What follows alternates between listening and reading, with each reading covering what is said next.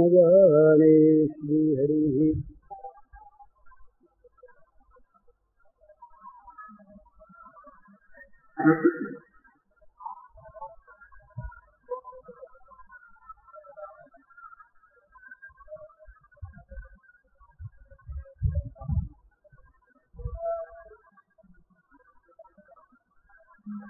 सवेरे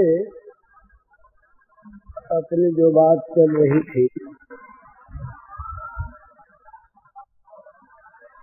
उसी के सिलसिले में इस बात को फिर करें आगे। निसंकल्प होना जगत के बंधन से मुक्त होने के लिए बहुत आवश्यक है। जब तक जगत के संकल्प होते रहते हैं तब तक मन की जागतिक क्रिया बंद नहीं होती।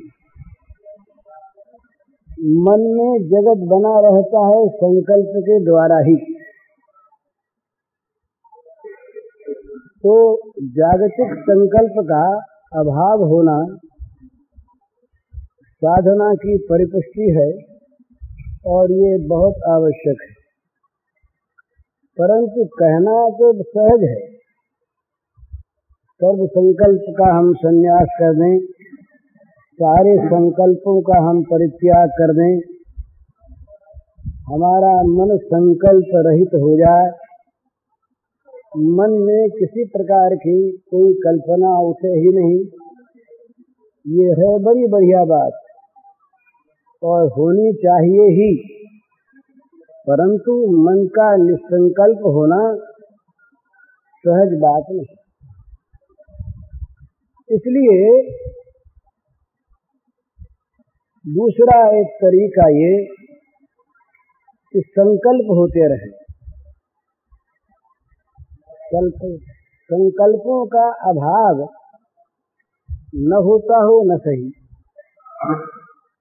न किया जा सके तो संकल्पों से पुष्टि करने की आवश्यकता नहीं। संकल्पों से लड़कर संकल्पों का निवारण करना बड़ा कठिन होता है। भला वो लड़ने के संकल्प उठने लगेंगे, फिर जति समाज ध्यान धरें डरे हुए भारी लोह मोह कोह काम की। यति समाज त्यागी समाज भी रातों जागते हैं, क्रोध काम मोह लोभ कहीं ना आ जाए, इसीलिए उनको और कुछ नहीं करना। तो संकल्पों के निरसन के लिए, संकल्पों के अभाव के लिए संकल्पों की सृष्टि करनी पड़ेगी। संकल्प बंद नहीं होंगे तो संकल्पों से लड़ना छोड़ दे। जो लड़ सकते हैं बहादुरी के साथ, उनका निषेध नहीं है, बड़ा सुंदर लड़े। पर सीधा रास्ता दूसरा उससे कि संकल्पों से लड़ना छोड़ दे, संकल्पों का विषय बदलने की चेष्टा करें। जगत के स्थान में भगवत संकल्प करे। ये भगवान का लीला गुणानुवाद श्रवण मनन पठन किस लिए? क्या व्यास जिन्होंने वेदों का विभाग किया, जिन्होंने ब्रह्म सूत्रों की रचना की, जो ब्रह्म सूत्र सभी प्रकार के वेदांत संप्रदायों के आदर्श हैं, उन्हीं को लेकर सारी साधनाएं आगे चलती हैं। सिद्धांत का निरूपण वहीं से होता है। वो व्यास क्या इतने निकम्मे बैठे थे कि वेदांत का परिशीलन छोड़कर वे लीला कथा का गान करें? क्या नारद इतने वाहियात आदमी जो व्यास को शांति प्राप्त करने के लिए लीला कथा का गान करने का अनुरोध करें? व्यास अपने को अशांत पाते हैं। संकल्पों का परित्याग व्यास में स्वाभाविक माना जाता है क्योंकि व्यास भगवदावतार है, वेदांत सूत्र के निर्माता हैं। व्यास में संकल्प क्यों हो, तथापि चाहे लीला से ही हो, व्यास अशांत होते हैं।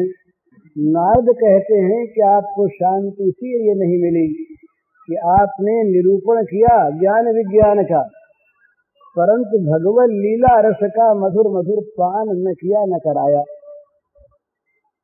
इसलिए आपका चित्त अशांत है।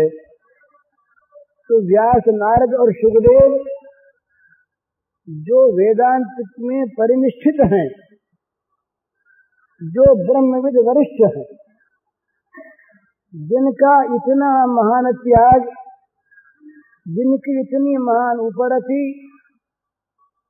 जिनको तमाम विश्व में केवल ब्रह्म के सिवा दूसरे का बोध नहीं,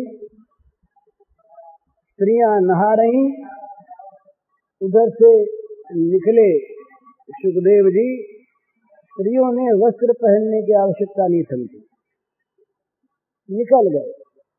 व्यासदेव पुत्र शुकदेव के विरह में कातर होकर उन्हें ढूंढने के लिए निकले, दौड़े। उसी सरोवर के पास से निकले, देवियों ने देखा दादा व्यास आ रहे हैं, तो चटपट उन्होंने निकलकर अपने अपने वस्त्र पहन लिए। व्यास समीप आए, व्यास ने पूछा, बेटियों अभी शुकदेव गया इधर से, तो तुम लोग ऐसे ही नहाती रही, और मैं आया, तुमने वस्त्र पहन लिए। तो मानो उन्होंने कहा कि आपने कहा बेटियों कहा ना, तो आपको ये पता है कि ये स्त्रियां हैं, ये बेटी कैसे कहते। पर शुकदेव को बेटी बेटे का कुछ पता नहीं, वो वृक्ष है या आदमी है ये उन्हें पता नहीं। तो जिसके सामने कोई भी वस्तु अपना स्वरूप नहीं रखती बाहरी, उसके सामने कपड़ा पहनो तो क्या, न पहनो तो क्या, आपको महाराज ये पता है। इतने वेदांत परिनिष्ठित शुकदेव, वो महाराज भागवत गान सुनकर लट्टू हो गए। शुकदेव लौटे कैसे? अरण्य में जाकर शुकदेव बस गए, वापिस लौटते नहीं। शुकदेव को लाया कैसे जाए? तो भगवान व्यास ने युक्ति की, सलाह वला करके आपस में शिष्यों को भेजा।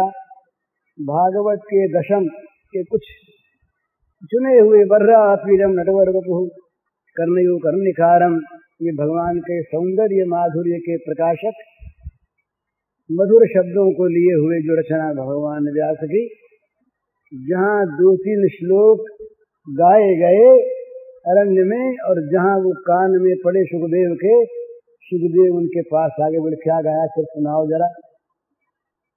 फिर सुनाया, बोले ये अमृत कहाँ है, कहाँ से लाए?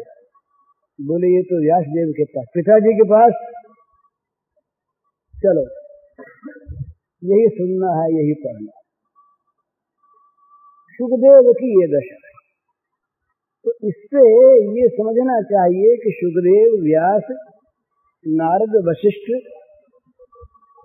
ये ऐसे अरे गहरे लोग नहीं थे जो किसी बहुत ऊंची चीज को छोड़कर नीची चीज की ओर चलें और नीची चीज जगत को दें, ऐसी बात नहीं।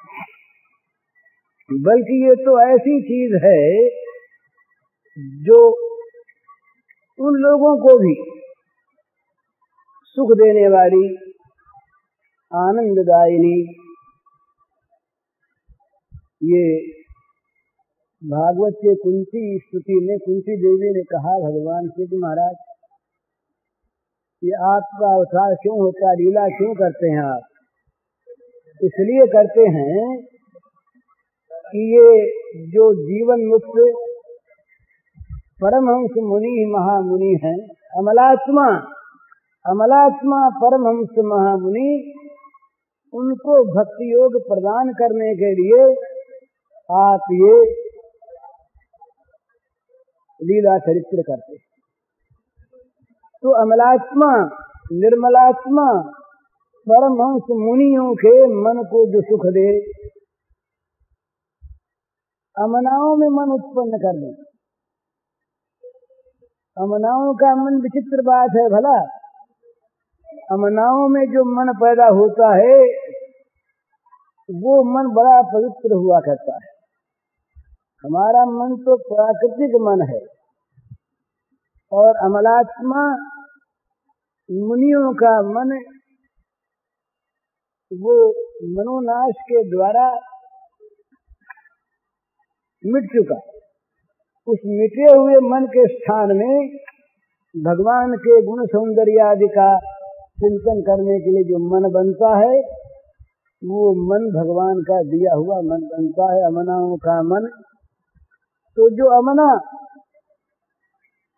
मनोनाश कर चुकने वाले निर्ग्रंथा, उन्हें कहा निर्ग्रंथा, जिनके अज्ञान की सारी ग्रंथि टूट चुकी, गांठ जो है जड़ चेतन ही ग्रंथि पड़ गई, अज्ञान की ग्रंथि जिनकी सारी की सारी कट चुकी, उन महामना निर्मना अमना महापुरुषों में मन का निर्माण करके उनको जो लीला चरित्र सुख देते हैं वे मामूली वस्तु नहीं है। तो क्या करे, संकल्प शून्य करने की मन में इच्छा न करे, कोई आवश्यक नहीं, खूब संकल्प रहें, परंतु रहें भगवत संबंधी संकल्प। बस बड़ी मधुर मधुर चीज, भगवान अभी संध्या का समय है, बछड़ों को लेकर अब लौटेंगे। भगवान की आगमन की प्रतीक्षा, अभी अभी भगवान आ रहे, अभी अभी भगवान आने वाले हैं, प्रतीक्षा करके खड़े हो गए। अब मन में वही भाव, अब मन में संकल्प विकल्प यही होते हैं, अब आते होंगे, अब ये काम, अब वो बछड़ों के पीछे पीछे होंगे, अभी मुरली बजाते होंगे। मने उनकी लीलाओं का अंत नहीं, अपने मन में जैसी जो लीला जब आवे, सिलसिला हो बेसिलसिला हो,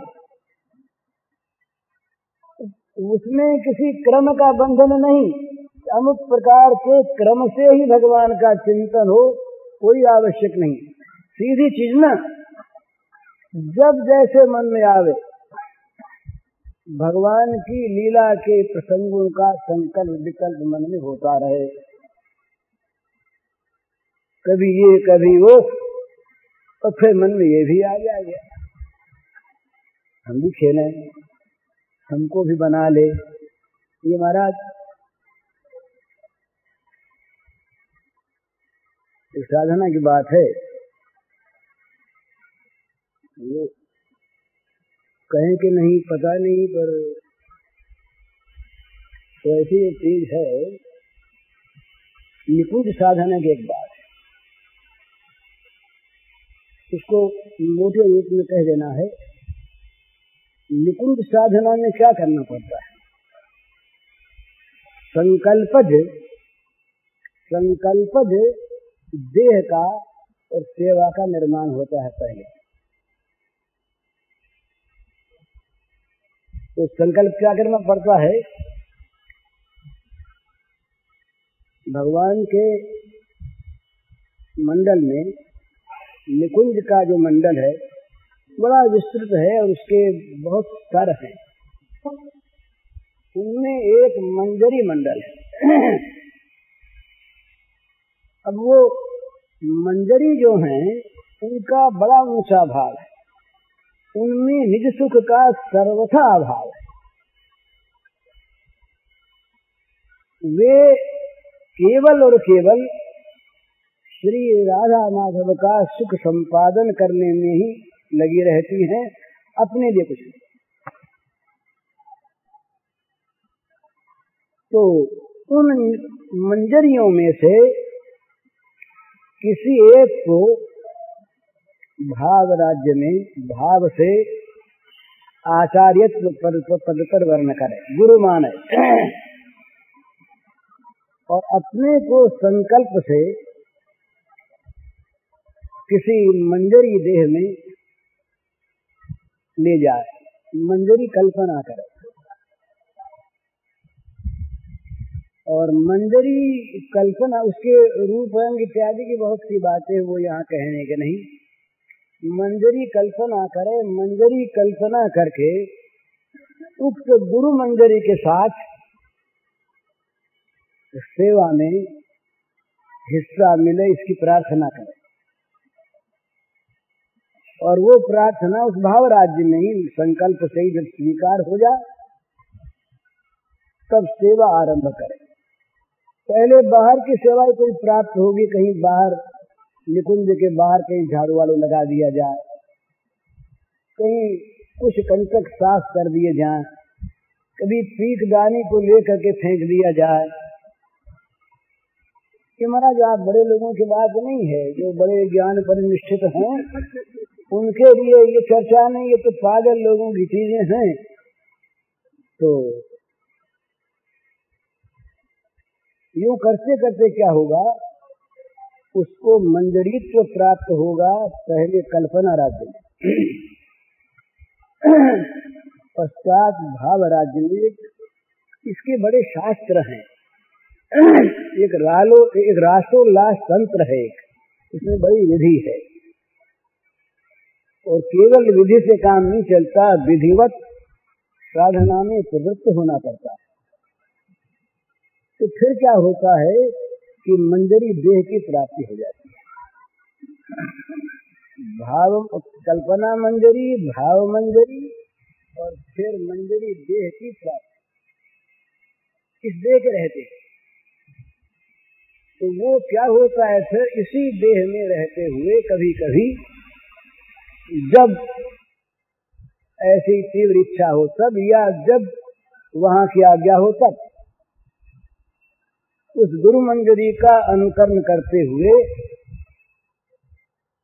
जो सेवा बताई जाए उस सेवा में वो नियुक्त हो जाता है साधक। और फिर होते होते होते उस मंजरी के साथ उसको निकुंज में प्रवेश का अधिकार मिल जाता है। ये निकुंज प्रवेश का अधिकार मामूली चीज नहीं है। ये जहाँ, ये तो ब्रज की बात, जो पुरियों का अंतःपुर है उसमें भी सबका प्रवेश का अधिकार नहीं है। जैसे मथुरा, द्वारिका, अयोध्या इत्यादि ये भगवान की लीला पुरियां हैं। ब्रज तो वन है, गोष्ठ है, वृंदावन है। यहाँ तो निकुंज के दो प्रकार हैं, धातु निर्मित, रत्न निर्मित निकुंज भी हैं, और बहुत निकुंज यहाँ पर लता पुष्प पत्र निर्मित ही। तो यहाँ का तो अधिकार बहुत कठिन, पर वहाँ के पुरियों के अंतःपुर में भी प्रवेशाधिकार नहीं। भगवान कृष्ण के अंतःपुर में जब वो संजय जाते हैं, तो संजय ने वर्णन किया है कि भगवान के उस अंतःपुर में प्रवेश का अधिकार प्रद्युम्न और अभिमन्यु को भी नहीं, जो पुत्र है। संजय आदि जो दो चार अंतरंग भगवान के सहचर हैं, मंजरी स्थानापन्न से ही समझिए इनको। ऐसे लोगों को अधिकार, तो उसने जा करके देखा वहां पर 4 ही जने हैं, अर्जुन है, श्री कृष्ण है, सत्यभामा है और द्रौपदी है। तो निकुंज में वो प्रवेश का अधिकार हरेक को नहीं होता। तो इसमें प्रवेश का अधिकार जिस मंदिरी देह से प्राप्त हो जाता है तो वो इस वैष्णव साधना में बहुत ऊंचा आसन, ऊंचा उसका क्षेत्र मान लिया जाता है। भगवान के निकुंज में मंदिरी भाव से जिसका प्रवेशाधिकार हो जाए,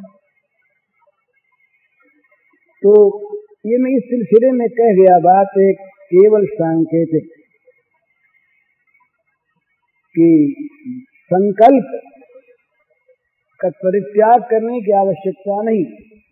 भगवत लीला संबंधी संकल्प और उनमें सर्वोत्तम निर्दोष लीला है भगवान का बाल चरित्र।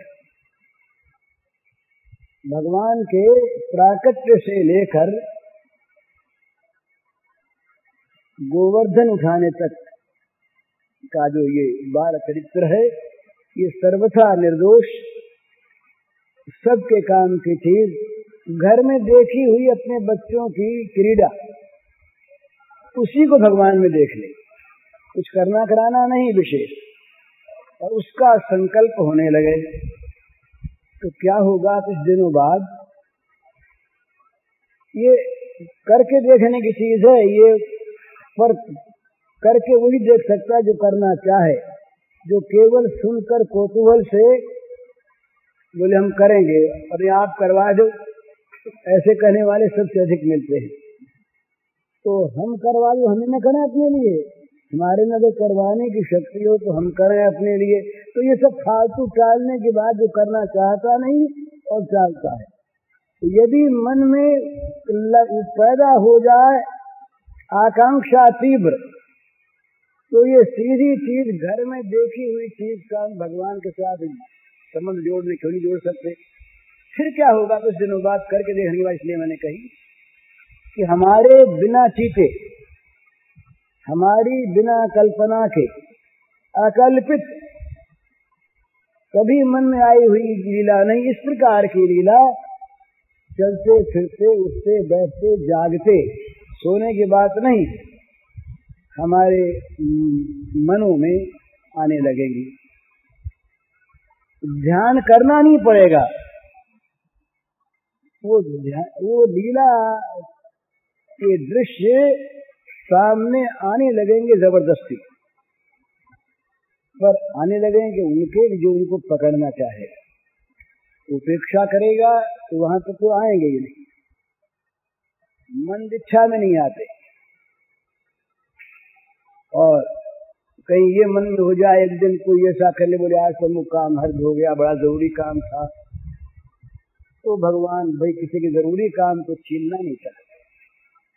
तुम्हारी जरूरी चीज, जरूरी काम, जरूरी घर, जरूरी मकान, जरूरी पति पुत्र, जरूरी सब सारे सामान, ये खूब मजे में जरूरी को अपने पास रखो।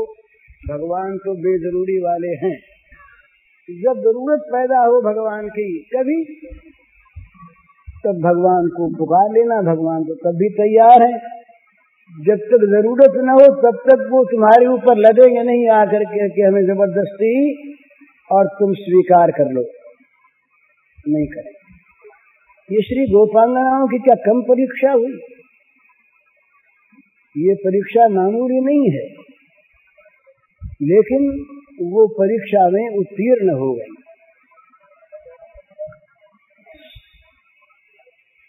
वो इस प्रकार के प्रलोभन, इस प्रकार के भय सामने आते हैं। कहाँ जो होगी परीक्षा? अरे रास मंडल की परीक्षा कम परीक्षा, वो तो क्या, उसके शब्दों को खाली पढ़ लेते हैं, नरक में जाओगी, पतियों को छोड़ करके आई हो। ये किसी पतिव्रता सती का काम नहीं, ये भगवान कहते, दूसरा कोई नहीं कहते। डर जाए कांप जाए आदमी उसी वक्त। तो भय और प्रलोभन बड़े बड़े सामने आते हैं। और परीक्षा होती है महाराज, सबसे बड़ी परीक्षा होती है स्वसुख की। इतनी ये महीन चीज है, ये मान लेते हैं सुसुख की वांछा नहीं, और स्वसुख की वांछा ही वहाँ काम करवाने में लगी रहती है। बड़ी कठिन परीक्षा। स्वसुख यदि होता हो तो मिलन का परित्याग कर देती है, नहीं चाहिए मिलन। अगर स्वसुख है उसमें तो मिलन का परित्याग नहीं चाहिए। मिलन कितना बड़ा त्याग। तो ये तो पीछे की चीज है, हम तो बहुत पहले की चीज कहते हैं। संकल्प करे मन में भगवान का, और ये सीधी इसलिए कि इसमें किसी न्याय वैशेषिक दर्शन की आवश्यकता नहीं है, सांख्य की आवश्यकता नहीं। कितने तत्व हैं, कौन कौन है, आत्मा का क्या स्वरूप है, कैसा है, क्या है, ये जानने की आवश्यकता नहीं। ये जितना जिसको जनाना आवश्यक होगा वो जना देंगे, और नहीं जनाना आवश्यक होगा तो वो कहेंगे भाई तुम ये जान मान कर जहाँ आते वहाँ तुमको ले चलते हैं, तुम इनको जान के क्या करोगे, छोड़ो। सर्वधर्मान परित्यज्य। तो ये संकल्प का परित्याग करने की आवश्यकता नहीं, संकल्प का विषय बदलने की आवश्यकता है। जागतिक संकल्प, प्राकृत संकल्प, भगवान से अतिरिक्त संकल्प, ये सब बदल जाए भगवत संकल्प में, वो बड़ी कठिन चीज है महाराज। संकल्पों का परित्याग, संकल्पों का सब तरह का विनाश, ये मामूली बात नहीं है। जबरदस्ती वो चांद, चौथ वाला चांद, कोई चांद देखता नहीं यूं, पर यदि चौथ के दिन कोई याद दिला दे कि आज चांद नहीं देखना है, तो नहीं देखना में दिख जाता है। और नहीं याद नहीं आवे तो कौन हम रोज चांद देखते, बताइए, कौन चांद देखता। तो इसी प्रकार से संकल्पों का परित्याग करना जगत के संकल्पों का। तो जगत के संकल्प का क्या करेंगे, वो जगत का संकल्प आ गया। तो जगत का चिंतन त्याग के लिए भी न करें। ये मनोवैज्ञानियों का एक सिद्धांत है, साइकोलॉजी का एक सिद्धांत है कि त्याग के लिए भी त्याग योग्य वस्तु का चिंतन अधिक न करे। क्या होगा कि त्याग तो होगा या नहीं, हो भी सकता है नहीं भी, पर उस वस्तु का चिंतन होने से वो वस्तु मन के संकल्प में आ जाएगी। तो हमारे यहाँ का जो ब्रह्मचर्याश्रम है वो क्या है, ब्रह्मचर्याश्रम में इस प्रकार का वातावरण, इस प्रकार का साधन, इस प्रकार की परिस्थिति, इस प्रकार का वो गुरुकुल, इस प्रकार के गुरु, सारे के सारे उसके अनुकूल, कि जिससे विषय जगत का उसको पता तक न लगे। ऋषि श्रृंग ने देवियों को मुनि समझा, लंबे लंबे केश वाले मुनि आए थे, लंबे लंबे केश वाले मुनि आए थे, उन्हें पता नहीं कि ये कोई स्त्री जाति होती। तो संकल्पों के त्याग के लिए संकल्प करने पड़ते हैं, और संकल्पों का सर्वथा परित्याग कहना बड़ा सहज, होना बड़ा कठिन। तो ये जो कर सके बड़ा अच्छा है, नहीं तो ये तो पहलवानी है, अखाड़े में उतरकर संकल्पों के साथ लड़ना है। लेकिन संकल्पों के विषय को बदल दे। प्राकृत संकल्प के स्थान पर भगवत संकल्प होने लगे। भगवान का चिंतन किसी प्रकार से चित्त में आवे। गीता का विभूति योग है। विभूति योग में भगवान ने एक जगह कहा द्यूतम फलयसाम अस्मि। जुआ बताया अपने को। किसी भी मनु में, पराशर में, याज्ञवल्क्य में, किसी भी स्मृति में कहीं जुए का समर्थन हो तो बताइए। और भगवान धर्मशास्त्र वेदता धर्मशास्त्र के आधार पर कैसे जुआ नहीं, क्यों कहते, किनमें जुआ नहीं, फलयसाम अस्मि। तो उन जुआइयों से कोई ये कहे कि तुम गीता भवन में चल के बैठो, अमुक अमुक स्थान पर महात्मा आए हैं, वहां जाके संग करो, तुम्हें फुर्सत नहीं, क्यों नहीं जा सकते। तो बोले भैया एक काम, जुआ खेलते हो ना? बोले खेलते हैं। पाशे फेंकते हो? बोले फेंकते हैं। बोले प्रत्येक पाशे में करो ये जुआ भगवान, ये भगवान, ये भगवान, ये भगवान। भगवदाकार वृत्ति हुई कि जुआ छूटा। करना तो यही है ना, भगवदाकार वृत्ति होनी चाहिए। तो जुआरी की वृत्ति भगवदाकार गीता पाठ से कैसे दिक्कत हाथ नहीं मिलेगा? ये दान संग करने नहीं आएगा, मंदिर में जाएगा नहीं। सबको मिलना चाहिए ना। नदी के, समुद्र के मछुओं ने कहा महाराज हमारी बुनियाद के लिए भी विधान है, दशा नाम मकरस्यास्मि। बड़ी सीधी चीज, नदी में नाव खेते हो ना, खेते हैं, मछली पकड़ते हो? बोले हाँ मछली पकड़ते हैं, ये तो काम है। तुमको भगवान मिलना चाहिए तो मिलना चाहिए। अब उनके पास वो ज्ञान कहाँ, विज्ञान कहाँ, वो सूक्ष्म बुद्धि कहाँ जिससे ब्रह्म का दर्शन हो सके। मंदिर में तो कोई जाने न दे उनको, तो क्या करे? तो कहा भाई तुम एक काम करो, मगरमच्छ को भगवान समझ लो। जो सबसे बड़ा जंतु यहाँ पर है जल में, तुम समझो ये भगवान, तो ये मगर भगवान, ये मकर भगवान, ये मकर भगवान, मकर भगवान। अब भगवान को जहाँ चित्त की वृत्ति ने पकड़ा, भगवान क्या वृत्ति चित्त से होने लगी, चित्त भगवदाकार हो गया, भगवत संकल्प से भर गया। मगर तो छूट गए, भगवान रह गए, मगर में भगवान थे ही। बात झूठी नहीं, कोई वस्तु कोई स्थान भगवान से खाली नहीं। तो संकल्प में भगवत संबंधी विषयों को लाने की चेष्टा करें, और वही विषय सीधी चीज इंद्रियों में आने वाले भगवान का सौंदर्य नाथुड़ी, इसका संकल्प करे। बड़ा सुंदर भगवान का मधुर, जैसा जैसा अपने मन में आवे उसी प्रकार के भगवान के सौंदर्य की,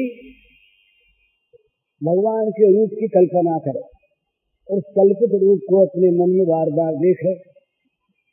उस रूप में मन न लगे तो उसकी लीला देखे।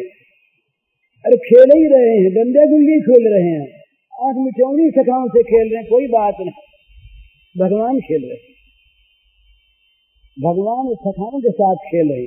तो ये जो भगवान है ये ऐसी ठोस चीज है महाराज, और तो सब तरल है ही नहीं, उड़ने वाली चीज, केवल हवा भरी है। और भगवान है सॉरी बड़े बड़े ठोस है, तो भगवान को भरने लगो हवा अपने आप निकलने लगेगी। भगवान भर गए, हवा रहेगी नहीं है।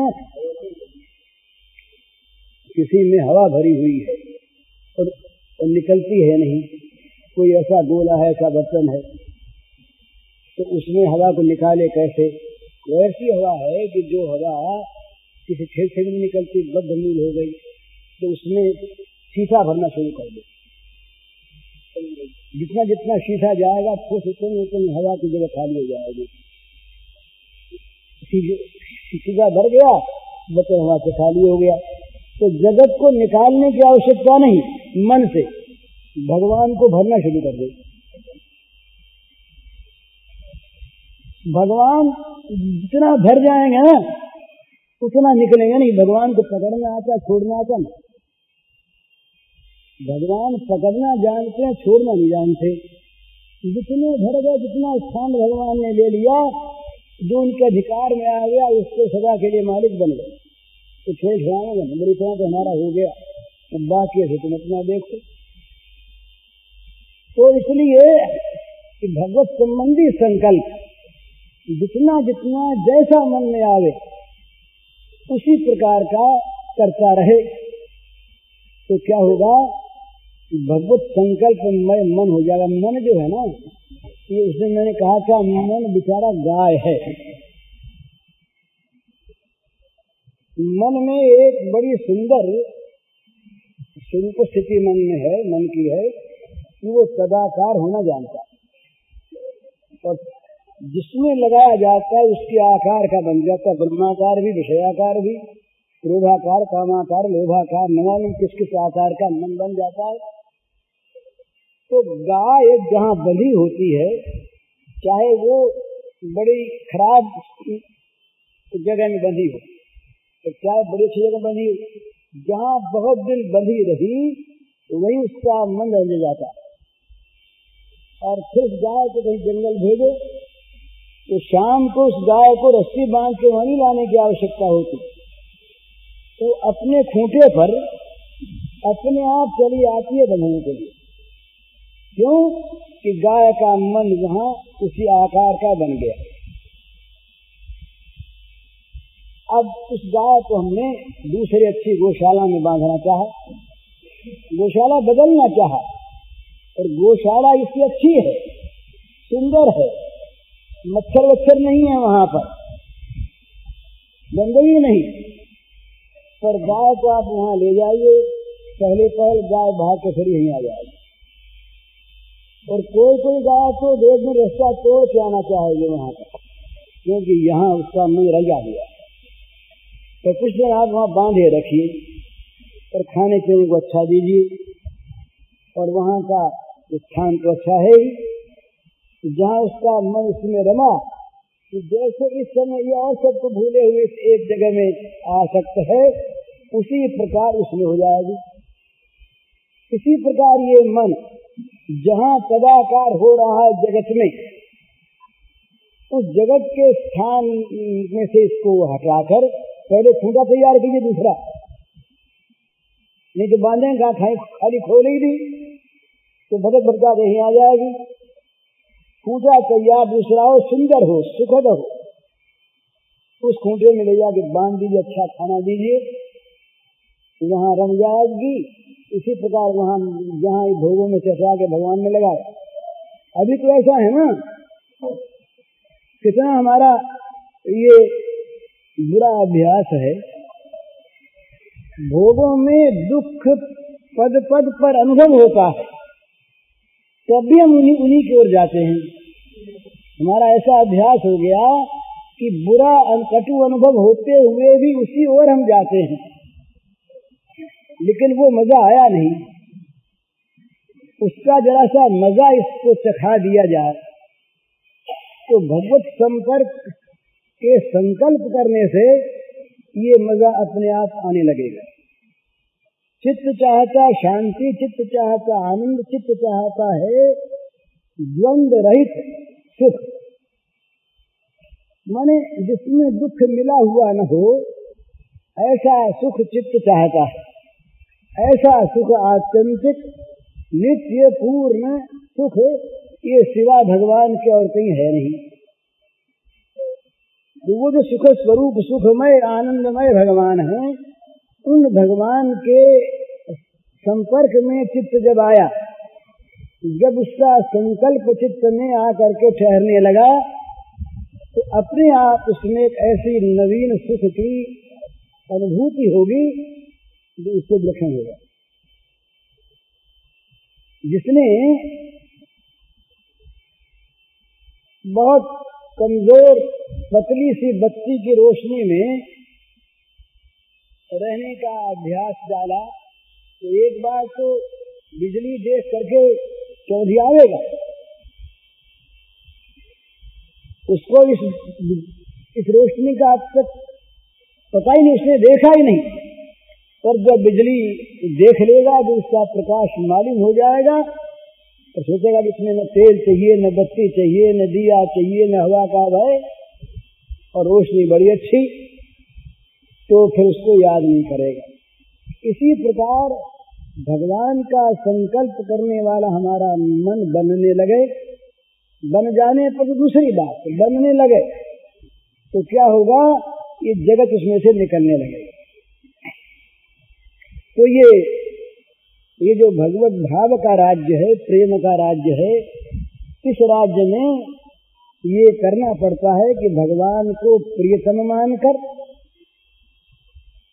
और भगवान के लीलाओं का संकल्प करना पड़ता है। लीलाओं के संकल्प विकल्प मन तो मानता नहीं, मन अभी तक मरा है नहीं, तो मन में भगवान को बार बार लावे, तो इसमें लगेगा जल्दी। तब कथान संतप्त जीवनम कवि विरीर संकल्मषापहम। ये भगवान का जो चरित्र है ना, चरित्र कथा ही है ऐसी, इसमें सबका मन लगेगा। इस चरित्र में सबका मन स्वाभाविक लगता है। भला मीठी चीज है ना, मधुर है, और इसमें त्याग का अरंगा नहीं है।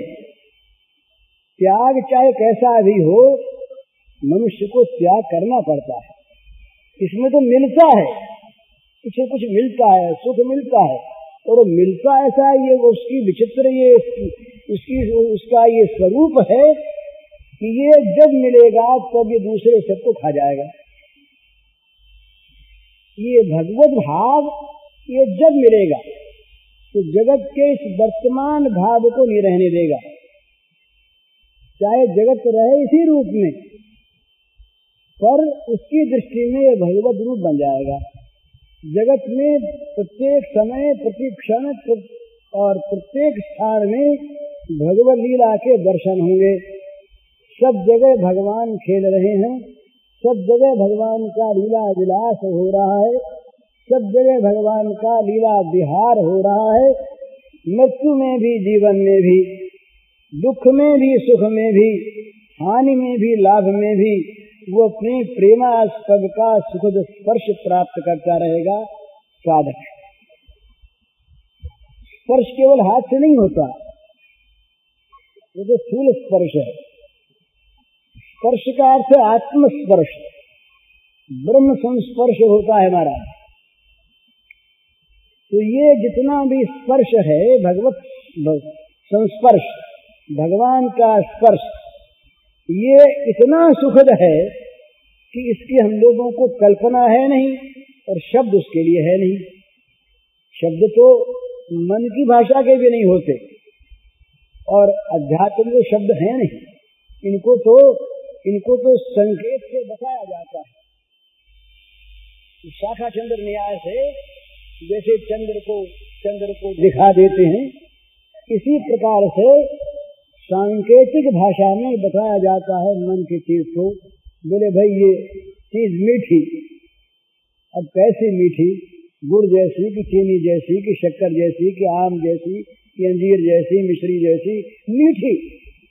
अब जीव ने जो अनुभव किया उस मिठास का, और वो और चीजों का जिसको अनुभव है, तो जीव बता सकती है कि ये मिश्री का मिठास है कि चीनी का है कि गुड़ का है।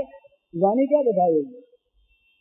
उसी जीव पर जो वागेंद्रिय है, कर्मेंद्रिय, वो नहीं बता सकते। उसी जीवा पर, उसी गोलक में जो रसनेन्द्रिय है, जो रस का निर्णय कर सकती है, रस की पहचान करती है, रसानुभूति करती है, वो बताए। इसके लिए भाषा नहीं। तो भगवान के संस्पर्श का जो सुख है वो बता नहीं जा सकता, बता नहीं सकता। यहाँ की चीज गिरा नैन नैन बिनुवानी, तो क्या है, इसको करना शुरू कर दे अपने संकल्प में, जैसा हो वैसा ही, अपनी कल्पना के अनुसार। तो क्या होगा कि भगवान सत्य है, सर्वमय है, सर्वत्र है, सबके लिए है और सब समय है। तो भगवान का संबंधी संकल्प भी भगवान चाहें तो सत्य कर सकते हैं, क्योंकि वो वहां पर हैं। उस संकल्पक जगत में भी, उस संकल्पक ध्यान में भी भगवान तो है ही, भगवान का वहां अभाव नहीं। इसलिए जब संकल्प करने लगेंगे भगवान का, तो संकल्प के अनुसार भगवान का दर्शन होने लगेगा। यही मैं कह रहा था, करके देखने की चीज। ये होने लगता है, ठीक ठीक ऐसे होने लगता है। और जहाँ उसमें और आनंद आया विशेष, उसके बाद फिर मन वहां से हटेगा नहीं, फिर वहां उसके लिए त्याग सहज हो जाएगा। इस त्याग जो है ना, इसीलिए कठिन है, इसीलिए त्याग करने में हमको जोर आता है, कठिनता पड़ती है कि हम जिस वस्तु के लिए त्याग करते हैं उसका महत्व हमारी दृष्टि में इस त्याग करने वाली वस्तु की अपेक्षा बहुत अधिक नहीं है। जो वो वस्तु यदि आवश्यक हो, वो वस्तु प्रिय की बात तो अलग रही, आवश्यक भी हो तो उसके लिए त्याग हो जाता है। बोले वे घर में दाल नहीं है, दाल लानी है, रुपया ले जाएंगे, दाल पल्ले में डालेंगे, रुपया फेंक देंगे उसके पास। रुपये का त्याग होने में कठिनता होती है क्या बताइए? दाल देते ही, दाल बदले में मिल गई तो रुपये का परित्याग करने में कोई कठिनता नहीं। बोले ठीक ले आया, कुछ सस्ता लाया जी, और आवश्यक चीज क्या और कहीं मिलती नहीं, हमें एक ही दुकान पर से ले आए, रुपया था ही, 5 रुपये फेंकने में कोई भी किसी को दिक्कत होती है, पर रुपया को छीन ले और बेकाम की वस्तु में रुपया खर्च कर दें तो पश्चाताप होता, बड़ी भूल के भाई हमने धन खर्च कर दिया। तो भगवान की आवश्यकता और भगवान में प्रियता, ये दो हो जाए तब तो कोई बात ही नहीं। प्रियता तो सर्वोपरि, प्रियता होने पर तो एक नई चीज पैदा होती है, वो होती है भगवान के मन का निर्माण। उस प्रेमी के लिए भगवान मन का निर्माण करके उसके साथ मिलना चाहते हैं। वीक्षरंत मनश्चक्रे भगवान पितारात्रे ही शरदोत्फुल्ल मल्लिका वीक्षरंत मनश्चक्रे योग माया में आश्रिता है। वीक्षरंत मनश्चक्रे भगवान स्वयं रसास्वादन करना चाहते हैं। यदि रस पवित्र हो, यदि रस अव्यभिचारी हो, यदि रस हो, उसमें कुरसता, बिरसता, अरसता ये न हो। जहाँ विषय वो रस कुरस है, जहाँ सुखाकांक्षा वो रस विरस है, विपरीत रस है। रस की साधना वो है जो रस भगवान के सुख का साधन हो, वो तो रस, और जो रस अपने सुख का साधन हो वो विपरीत रस, वो विरस। जैसे विकर्म होता है वो विरस, और जिसमें केवल विषय भरा हो वो पुरस, और जो वास्तविक आनंद का प्रदान करने वाला न हो वो अरस। अरस पुरस विरस, रस न हो, सरस रस हो, तो क्या होता है कि उस रस का आस्वादन करने के लिए भगवान चले आते हैं। माने विषय तो हो नहीं, और वो समर्पण जो है जीवन का वो उनके सुख के लिए, और उसमें भरा हो त्याग, तो ये सरस रस बन जाता है। इसमें प्रेम रस रहता है, तो सरस रस जहाँ पैदा हो गया वहाँ तो उसको लेने भगवान आ जाएंगे। तो उसको सरस रस होता है प्रियता में, प्रियत्व में। जहाँ भगवान प्रिय लगे उनका नाम प्रिय हो गया, उनका गाना प्रिय हो गया, उनका तत्व प्रिय हो गया, उनकी बात प्रिय हो गई, सारा का सारा मधुर हो गया। मधुरायते, वो सब मधुर। ये वल्लभाचार्य जी का एक मधुराष्टक है, सारा मधुरे मधुर। तो ये मधुर क्यों? भगवान के माधुर्य का जब प्राकट्य होता है तो जगत में मधुरता भर जाती है। भगवान के रस का प्रादुर्भाव होता है तो जगत सरस बन जाता है। भगवान के प्रकाश का प्राकट्य होता है तो जगत प्रकाशमय बन जाता है। परंतु जहाँ भगवान का संपर्क नहीं, वहाँ न भगवान का रस है, न भगवान का प्रकाश है, न भगवान का औज्ज्वल्य है, तो वहाँ पर सम है, अंधकार है, कुरस है, विरस है, अरस है। तो भगवान की चाह पैदा हो जाए, आवश्यकता और प्रियता न भी हो तब भी काम होता। बिल्कुल नहीं आवश्यकता है। आवश्यकता हो तो भगवान को आवश्यकता है, धर्म में भगवान को मानकर भगवान को आवश्यकता है। ये तो जीव मात्र सुख चाहता है ना, अखंड पूर्ण नित्य सुख हम सब चाहते हैं, और अखंड पूर्ण नित्य सुख संसार में नहीं, इसीलिए कहीं भी तृप्ति नहीं है। सिद्धांत ही है, इंद्र हो जाए, ब्रह्मा हो जाए, तब भी और आगे कुछ प्राप्त करना चाहते हैं। इसका अर्थ यही है कि हम नित्य अखंड पूर्ण को चाहते हैं। वो चाहे आत्मा हो, ब्रह्म हो, भगवान हो, जो नित्य है, पूर्ण है, अखंड है, उसे हम चाहते हैं। तो अरे सुनो तो दादा, आवश्यकता तो हो गई, पर कहीं मल का कीड़ा जाकर के चक्की पर बैठ गया और वो कहेगा ये अमृत है, और उससे आवश्यकता की पूर्ति करता रहेगा, तो अमृत कहाँ मिलेगा? बात तो ये, हम तो मलभक्षी हैं। सीधी बात ये है, मलभक्षी हैं। आवश्यकता तो हमको अमृत की है, पर हम तो मल में अमृत मानते हैं ना। मुश्किल तो यह है। दो प्रकार के मच्छरों का वर्णन आता है। रामकृष्ण परमहंस महाराज ने कहा कि दो प्रकार की मक्खी होती है। एक मधुमक्खी होती है जो केवल शहद पर बैठती है, और एक विष्टा की मक्खी होती है, वो शहद पर भी बैठती है, पर कहीं मल दिख जाए उसे तो शहद को छोड़ करके मल पर आ जाती है। इसी प्रकार विषयासक्त जो हम लोग हैं, मेरे जैसे आदमी, उन लोगों का स्वभाव है मलासक्ति। विषयाशक्ति का अर्थ है मलासक्ति, भोगासक्ति का अर्थ है मलासक्ति, विषासक्ति। विषय विष तुलसीदास जी ने इसको विष कहा। तो कहते हैं तुलसीदास हरिनाम सुधा सजी सच हठी पियत विषय विष मांगे। विषय रूपी जहर को मांग कर अगर भगवान ने नहीं दिया तो कहते महाराज हमको तो अभाव ही रख दिया आपने, भाग्य फूट गया हमारा, तो आपने कृपा हम पर नहीं कि बोले हम याद आते हैं, बोले तो आप याद आए क्या आप चाहे न याद आओ, पर हम तकलीफ जो पाते हैं ये पहले मिटाओ, फिर आपकी बात करो। ये दे दो, मांगी हठी पिए तो विषय विषय मांगी। जबरदस्ती मांग कर न देने पर, गालियां दे देकर, कोस कर भगवान के साथ वो असहयोग करके भी तुमको भजेंगे नहीं। आज न भजो भाई, उनको जरूरत होगी अपने भजवाने की तो तुम्हारी बात मान लेंगे, नहीं तो तुम तुम्हारे घर, वो अपने घर। तो ये चीज है महाराज, रस की आवश्यकता सबको, क्योंकि रस भगवान का रूप, हम सभी भगवान को चाहते हैं, ये भी बिल्कुल आप कहना ठीक है, पर हम भगवान की क्या पूरी कर लेते हैं विषयों से। पूरी करना चाहते, विषय पूरी होती नहीं, मेरा दुख ही दुख।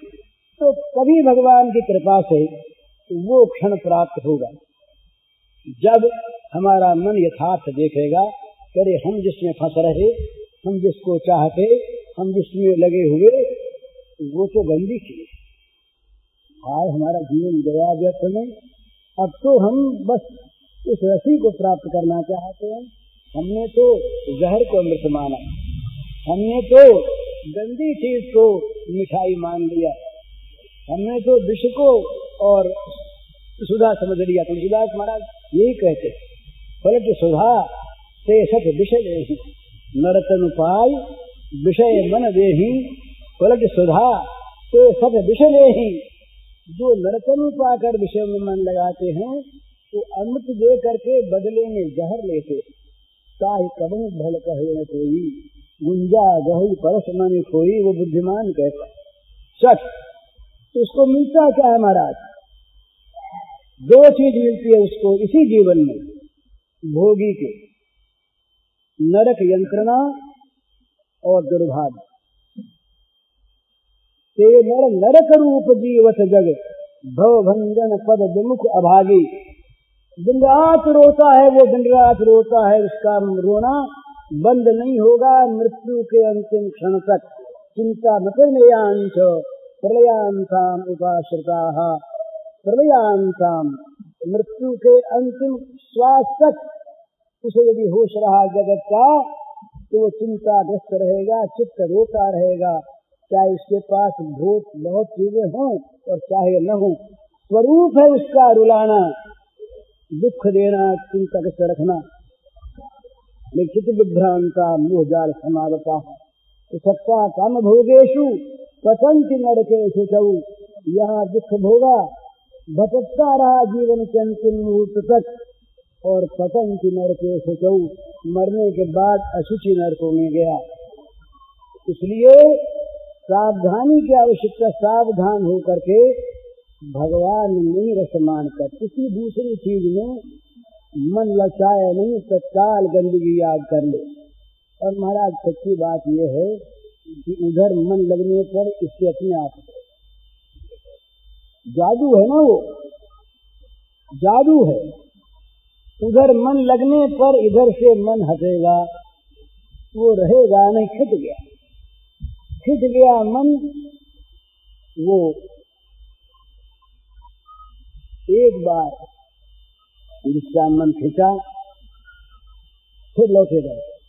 ये और उसका जादू है। भगवान की तरफ सचमुच हमारा मन खिंचा नहीं, मेरा तो नहीं खिंचा, आप लोगों की बात नहीं जानता। अरे हम अपनी कहते हैं, पूछता कौन है क्या।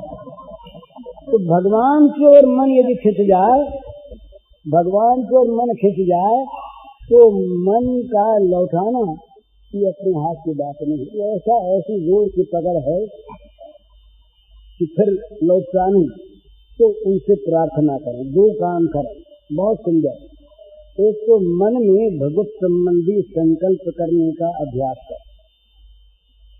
दूसरे, सचमुच रोकर अपनी भाषा में, किसी श्लोक की, छंद की, कविता की भाषा की आवश्यकता नहीं, जिसकी जैसी भाषा, अपनी भाषा में अपना दुख भगवान के सामने रोए।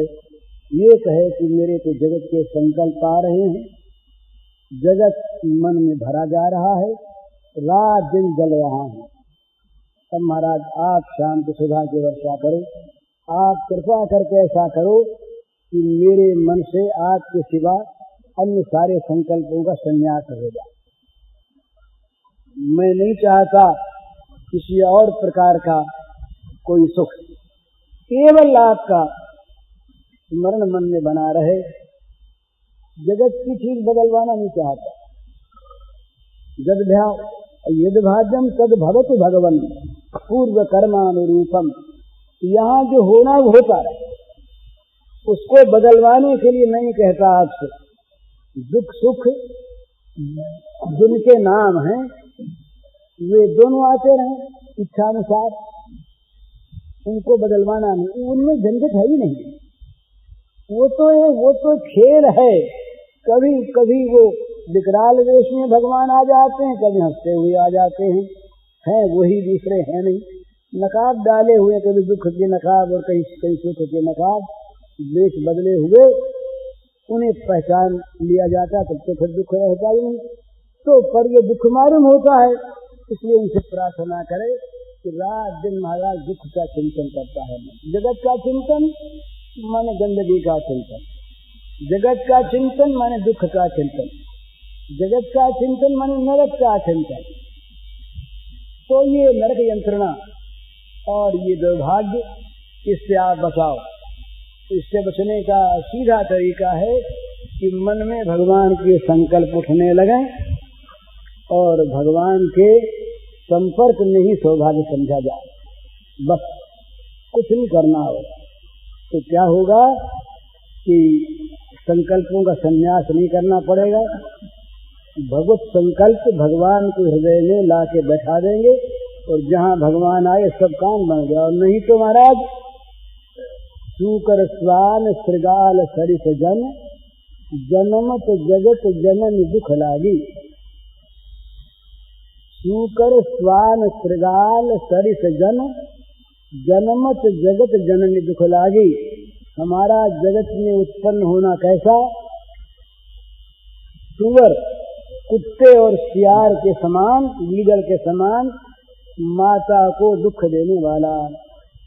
हमने माता को दुख देने के लिए ही उसके उदर में रह करके और मनुष्य के रूप में सूअर पैदा हुए, कुत्ते पैदा हुए, गीदड़ पैदा हुए। जगत की कोई सेवा नहीं हुई, अपना उद्धार नहीं हुआ। माँ के कोख को भी हमने लजाया ही, बुरा किया।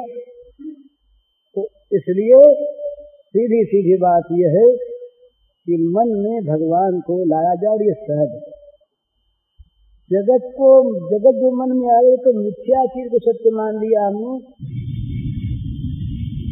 यह प्रवचन पूज्य श्री भाई जी ने 11 अप्रैल 1960 को गीता भवन स्वर्गाश्रम में दिया था। इसका कैसेट संख्या है 106 और इसका शीर्षक है लीला चिंतन कैसे हो।